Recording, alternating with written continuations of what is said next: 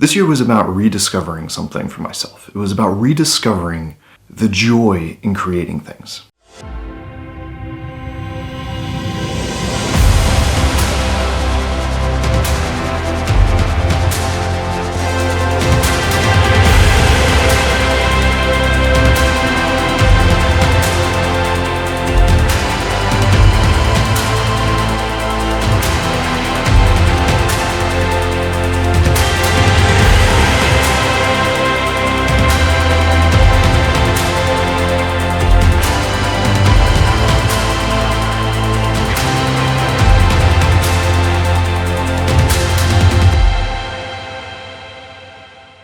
But it did take a long time. It took almost the entire year. Early in the year, I started out really strong, I felt like. I had some good wins with some videos here on YouTube. I very quickly fell into a place where I felt like I was an imposter. My self-confidence took a hit. My confidence in my work took a hit. And as a creative, this can be a really challenging place to be, because your career, your day job, relies on you being creative and doing things. When it doesn't feel joyous, it can be a challenge to do things well. It can be a challenge to move forward and ship things and make things. And it can feel like you're trying to appease other people without appeasing yourself. I found that my confidence had taken a hit to the point that I wasn't really sure who I was making things for. Was I making things for myself? Was I making things for other people? Or was I trying to live up to some imagined perspective or goal that someone else had for me and my work? Through some conversations with my therapist and my mentors, I actually realized that I had lost the plot on creating. That I wanted to create for the sake of creating. I wanted to work on things because it felt good to work on them. Because the act of making felt like it was a good thing. It felt like playing, it felt like exploring.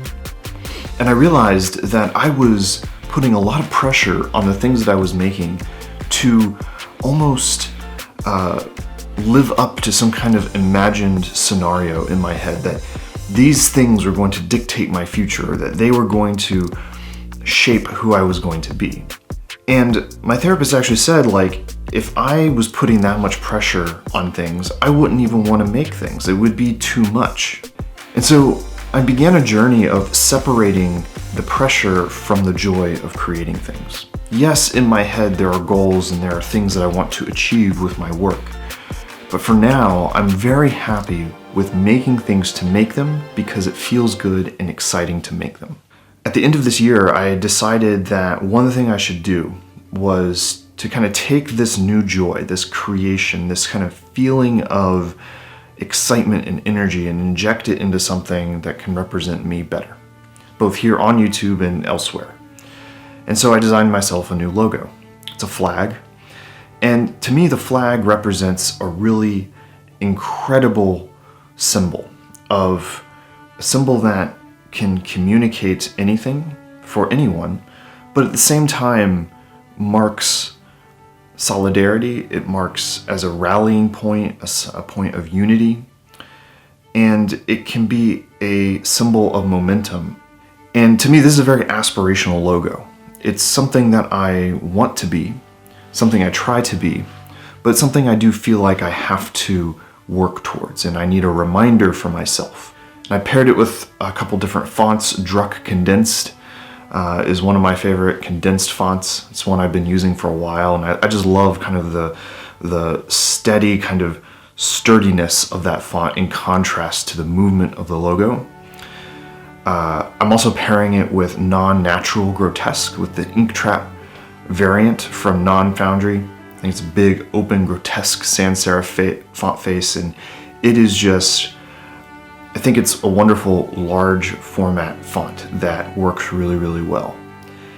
And then I'm also pairing it with Neue Montreal, which is a sans serif grotesque font face. Looks like it's kind of been designed to work with Non-Natural, but to me, it's a little bit more exact. I think they both look good at really big sizes and even at some smaller sizes as well. And they're open. They're kind of have a friendliness to them, but also a little bit of an edge and a little bit of a energy to them that I think represents what I'm trying to strive and achieve for myself really well. And kind of the piece that I've always wanted to include in my identity and have kind of struggled with how to is including bright colors. I'm not really a fan of just using one color in my identity, and so I've incorporated a lot of these bright gradients into the system. And I think they add just a really wonderful level of energy and vibrance that is hard to achieve otherwise with just solid colors. Pairing them with a grain texture and some other little elements and lines and things like that, I think really adds a level of kind of maximalist minimalism to my identity, which is an oxymoron for sure, but something that I'm pretty excited about exploring. If you've watched a video in 2023, if you've subscribed or commented or liked, I really, really, truly appreciate you doing so. I'm only up to 700 and something subscribers here, but I think in the grand scheme of YouTube, that's pretty good, even if it's not huge numbers, because if I was gonna go to a presentation on something I'm passionate about, if I was gonna give that presentation and 700 people showed up, I think that'd be pretty exciting. So thank you for being here. Thank you for watching. I'm looking forward to sharing more with you in 2024. I'm looking forward to embracing the joy of creation in 2024 and making things that I'm excited about and making things that are exciting to share. And I hope you'll be here. I hope you'll stick around for the ride because it's going to be really exciting, I think. Thanks for watching. I'll see you soon.